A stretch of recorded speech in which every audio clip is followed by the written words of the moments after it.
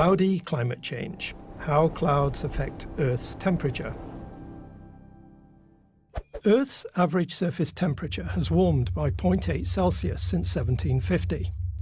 When carbon dioxide concentrations in the atmosphere have doubled, which is expected before the end of the 21st century, researchers project global temperatures will have risen by 1.5 to 4.5 degrees Celsius.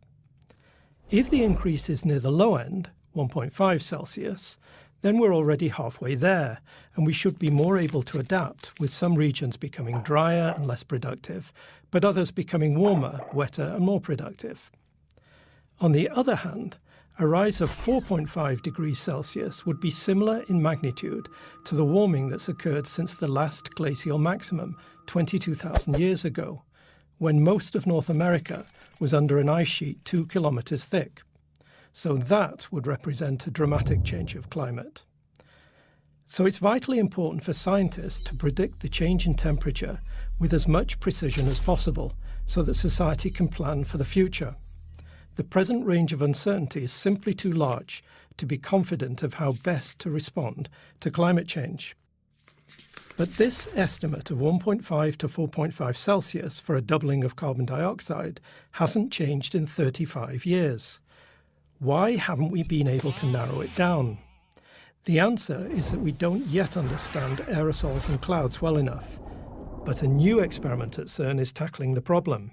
In order to predict how the temperature will change, scientists need to know something called Earth's climate sensitivity, the temperature change in response to a radiative forcing. A radiative forcing is a temporary imbalance between the energy received from the sun and the energy radiated back out to space, like the imbalance caused by an increase of greenhouse gases. To correct the imbalance, Earth warms up or cools down. We can determine Earth climate sensitivity from the experiment that we've already performed in the industrial age since 1750, and then use this number to determine how much more it will warm for various projected radiative forcings in the 21st century. To do this, we need to know two things. First, the global temperature rise since 1750, and second, the radiative forcing of the present-day climate relative to the pre-industrial climate. For the radiative forcings, we know that human activities have increased greenhouse gases in the atmosphere, which have warmed the planet. But our activities have at the same time increased the amount of aerosol particles and clouds, which have cooled the planet. Pre-industrial greenhouse gas concentrations are well measured from bubbles trapped in ice cores obtained in Greenland and Antarctica, so the greenhouse gas forcings are precisely known. But we have no way of directly measuring how cloudy it was in 1750, and that's the main source of uncertainty in Earth's climate sensitivity. To understand pre-industrial cloudiness, we must use computer models that reliably simulate the processes responsible for forming aerosols and clouds. Now, to most people, aerosols are the thing that make your hair stick, but that's only one type of aerosol. Atmospheric aerosols are tiny liquid or solid particles suspended in the air. They are either primary, from dust, sea spray salt, or burning biomass, or secondary, formed by gas-to-particle conversion in the atmosphere, also known as particle nucleation. Aerosols are everywhere in the atmosphere, and they can block out the sun in polluted urban environments or bathe distant mountains in a blue haze. More importantly, a cloud droplet cannot form without an aerosol particle seed. So without aerosol particles, there'd be no clouds. And without clouds, there'd be no fresh water. The climate would be much hotter, and there would be no life. So we owe our existence to aerosol particles. However, despite their importance, how aerosol particles form in the atmosphere and their effect on clouds are poorly understood.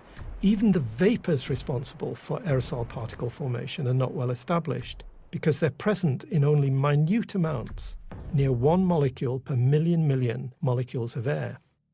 This lack of understanding is the main reason for the large uncertainty in climate sensitivity and the corresponding wide range of future climate projections. However, an experiment underway at CERN, named, perhaps unsurprisingly, CLOUD, has managed to build a steel vessel that's large enough and has low enough contamination that aerosol formation can, for the first time, be measured under tightly controlled atmospheric conditions in the laboratory. In its first 5 years of operation, Cloud has identified the vapours responsible for aerosol particle formation in the atmosphere, which include sulfuric acid, ammonia, amines, and biogenic vapours from trees. Using an ionising particle beam from the CERN proton synchrotron, Cloud is also investigating if galactic cosmic rays enhance the formation of aerosols and clouds. This has been suggested as a possible unaccounted natural climate forcing agent, since the flux of cosmic rays raining down on the atmosphere varies with solar activity.